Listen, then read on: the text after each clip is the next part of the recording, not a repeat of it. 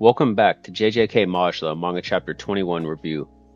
The chapter was awesome this week, so let's get right into it. So we left off with Shurgi versus Maru, and I think it ended pretty much how everybody expected.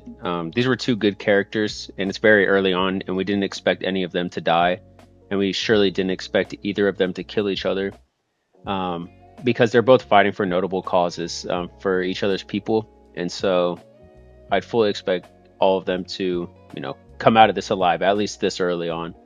And that's basically what Sergi does, as he has a chance to kill Maru, but he drops his sword and doesn't, finish him off.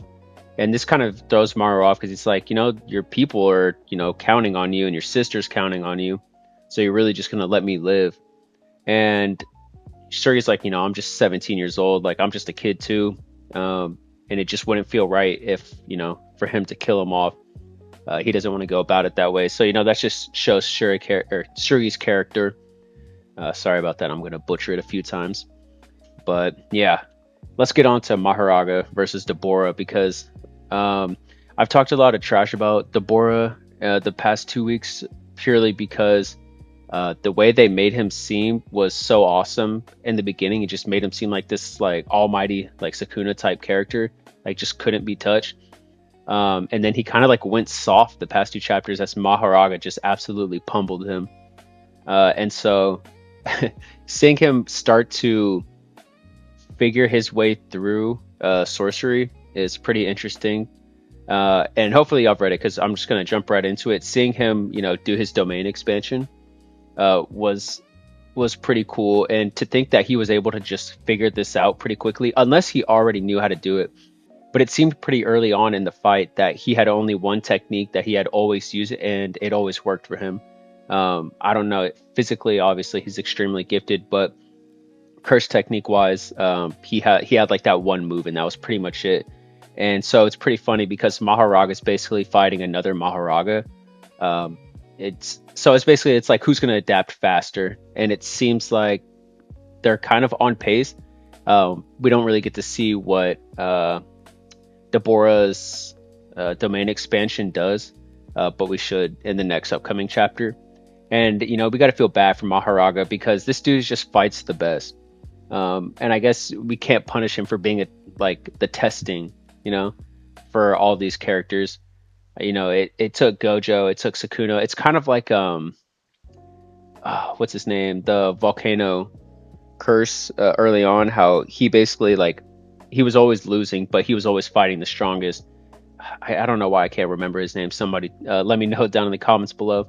But yeah, so we basically get to see Deborah open his domain expansion, and I can't put too many panels on here, so if you haven't read it, just go back and look at it. It's a nice piece of art. But yeah, it was pretty cool to look at. But yeah, so we move on and we jump to Yuji, and this is where I got kind of confused. If you're looking for clarification, I'm looking for clarification as well. Looking at this, it's basically Maru and Yuji, and they're basically talking in front of this cursed spirit, which I believe they call them Kylans. I'm not really sure how they pronounced it. But yeah, Yuji seems to have all these crazy abilities that we've never seen before. And yeah, and so basically we see him open up his domain, or what I think is his domain, and it seems like he can talk to dead people, like visiting the other side, and that's where we get the surprise of Mahito. And basically it's like Mahito's basically like, oh, you're not dead yet, so what are you doing here? I've been waiting for you. And so that's where we leave off. Now, a couple of my questions are, one, it doesn't really show us when what's his name, Yuji and Maru meet up to discuss this. And I don't know if this is like an in the head kind of thing, or if this is like a physically, I mean, obviously it's got to be somewhat in the head, because Yuji's talking to dead people. So yeah, but that's pretty much how the chapter ends. They seem to have something going. Their ideals are on point on basically wanting to like balance out with the curse energy, or the curses and all of that. And Yuji's wants to eradicate them, just get rid of all of it.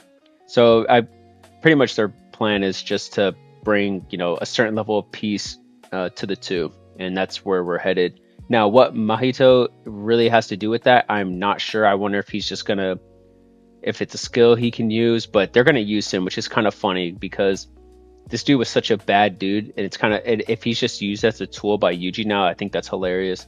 Um, but he couldn't have before because it seemed like it was the first time that he had seen Yuji since my gosh, Ghetto ate him, or not Ghetto, yeah, Ghetto.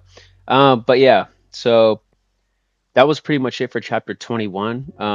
If you enjoyed it, just make sure to hit a like and subscribe, and I'll be back next week. I'm pretty sure there's a next chapter in 7 days, unless there's a break. But if there is, I'll be back for the week after. I appreciate it and have a great day.